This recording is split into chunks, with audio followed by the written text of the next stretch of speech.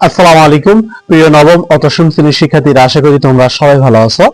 আজকে পর্বে আমরা 10-11 এই দুটি অঙ্ক সমাধান করা শিখবো। আর তোমরা যারা দশম শ্রেণীর শিক্ষার্থী, পুরাতন বইয়ের আমরা 15 এবং 16 এই দুটি অঙ্ক সমাধান করা শিখবো। খুবই গুরুত্বপূর্ণ আজকের এই অঙ্কগুলো, কারণ এই অঙ্কগুলো কিন্তু দেখবা বারবার পরীক্ষাতে কমন আসে এবং এগুলোই কিন্তু বারবার বোর্ডে দেখবা প্রশ্ন এসে যায়। তো অবশ্যই মনোযোগের সাথে তোমাদের পুরো ভিডিও ক্লাসটি দেখতে হবে। আর তোমাদের কাছে ছোট্ট একটি রিকোয়েস্ট, আমার চ্যানেল যদি তোমরা নতুন হয়ে থাকো অবশ্যই চ্যানেলটাকে সাবস্ক্রাইব করে দিবা। আর যারা ফেসবুক পেজে বা আইডিতে ভিডিও দেখছো, ভিডিও ব্যাপক হারে তোমরা শেয়ার করে দিবা। তো প্রথমে আমরা 10 নম্বর অঙ্কটি সমাধান করব, আর হচ্ছে পুরাতন বইয়ের হচ্ছে 15 নম্বর অঙ্কটি।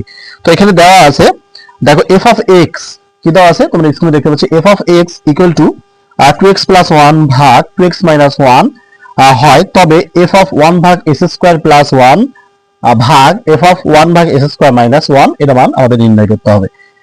আমরা ফার্স্ট টাইমে যদি লিখি, দেওয়া আছে এই কথাটা আমরা ফার্স্ট টাইমে লিখবো। দেখো 10 নম্বর অঙ্কটি খুবই মনোযোগী দিবা তোমরা, অবশ্যই ভিডিওগুলো মনোযোগী সহকারে দেখতে হবে তোমাদের। তাহলে আমরা লিখতে পারি দেওয়া আছে, ওকে, এখানে আমরা দেওয়া আছে লিখলাম। তো এখানে কি আছে, এফ অফ এক্স এর মান দেওয়া আছে এখানে, তুমি একটু খেয়াল করো, 2x প্লাস 1 ভাগ 2x মাইনাস 1।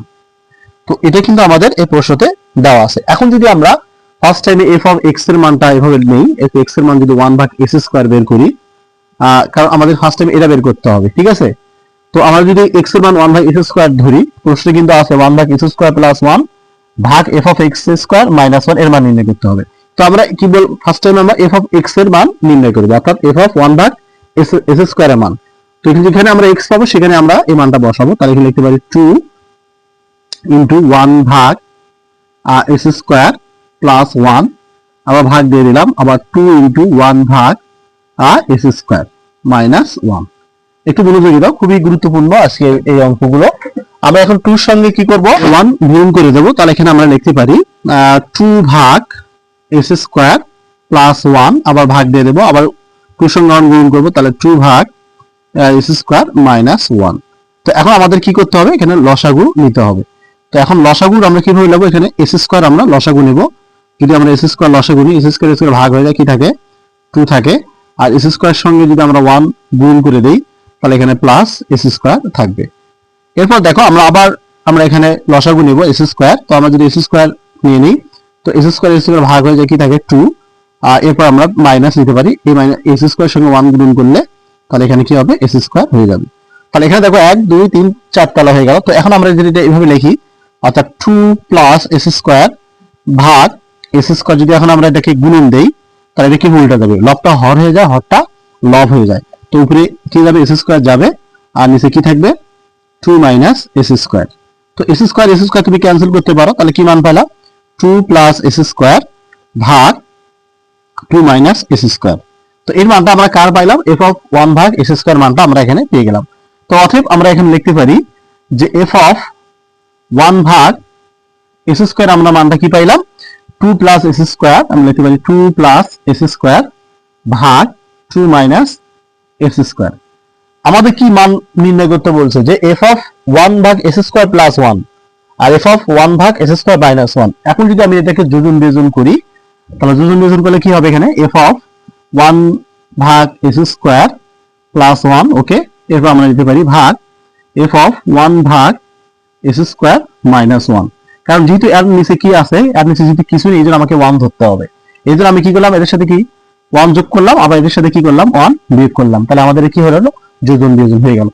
সেম একইভাবে আমরা এই রাশিটাকে আমরা কি করব, যোজন বিয়োজন করব। তাহলে যোজন বিয়োজন নিয়ম তোমরা জানো, যে লব প্লাস হর এবং লব মাইনাস হর।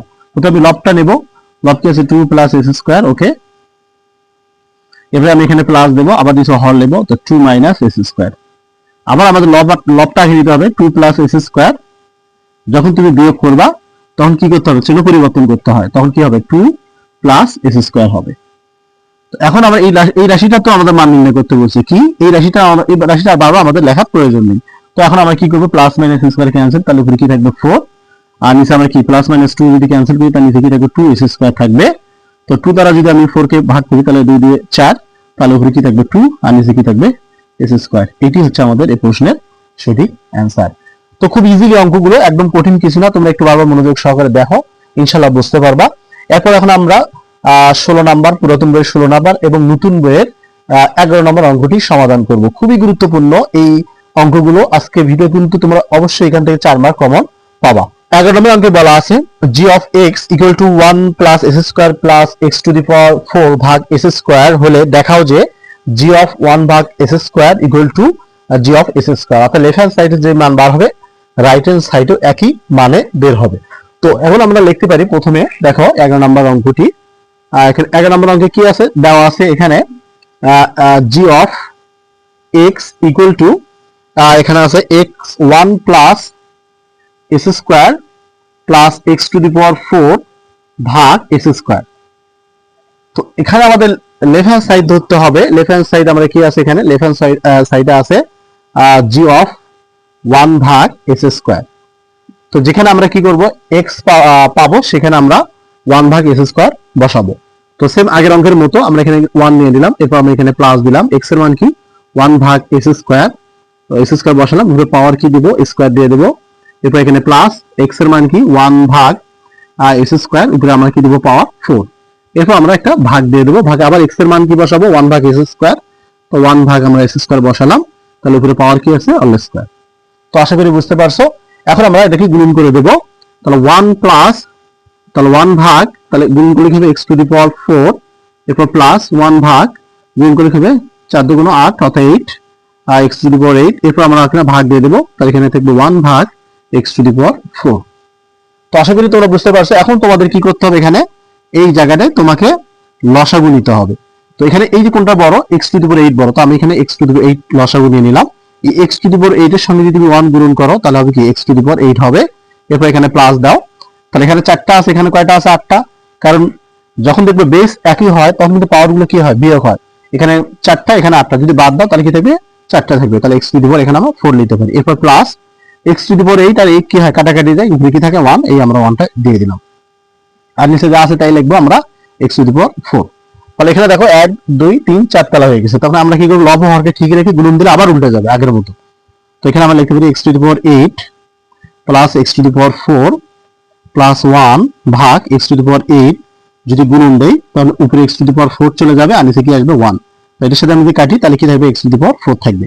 তাহলে এখানে কি থাকলো x to the power 8 plus x to the power 4 plus 1 ভাগ x টু দি পাওয়ার 4।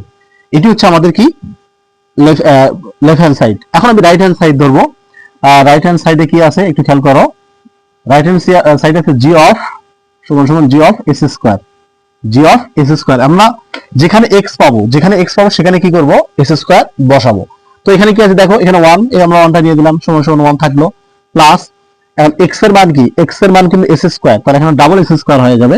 আমরা যেহেতু x এর মান s স্কয়ার বললাম, তারপর কি দেব অল স্কয়ার দেব, এবার প্লাস আবার x এর মান আমি কি বসাবো, x এর মান s স্কয়ার বসাবো, উপরে পাওয়ার কি দেব 4 দেব, তাহলে আমরা s স্কয়ার দিয়ে দিলাম, ওকে, উপরে পাওয়ার কি থাকলো 4, এরপর আমরা কি দিলাম ভাগ, আবার x এর মান s স্কয়ার বসাতে পারি, ওকে, এই যে আমরা বসিয়ে দিলাম। তাহলে এখন আমাদের কি হবে 1 প্লাস যদি গুণ করো তাহলে x to the power 4 plus যদি গুণ করো 4 দুগুণ 8 x টু দি পাওয়ার 8, এরপর আমরা ভাগ দিতে পারি x টু দি পাওয়ার 2 দিয়ে কত 4। তো দেখো আমাদের লেফট এবং রাইট হ্যান্ড সাইড একটু খেয়াল করো, লেফট এবং রাইট হ্যান্ড সাইড কিন্তু মান একই হয়ে গেল। তো এখন আমরা লিখবো কি লেফট সমান সমান রাইট হ্যান্ড সাইড কি হলো, যেহেতু দেখাতে বলছে এই জন্য আমরা লিখবো দেখানো হলো, দেখানো হলো, তাহলে তোমরা লিখতে পারো শুট। তো আশা করি তোমরা বুঝতে পারছো। যদি আমার এই ভিডিওর মাধ্যমে তোমার যদি সামান্যতম উপকার হয়, এই উপকার কৃতজ্ঞতা স্বরূপ অবশ্যই চ্যানেলটাকে সাবস্ক্রাইব করে দেবা, আর যারা ফেসবুক পেজে বা যদি আমার ভিডিওটি দেখছো ভিডিওটি একটু শেয়ার করে সকলের মাঝে পৌঁছে দেবা। তো আজকে এই পর্যন্ত, সবাই ভালো থাকো, সুস্থ থাকো, আল্লাহ।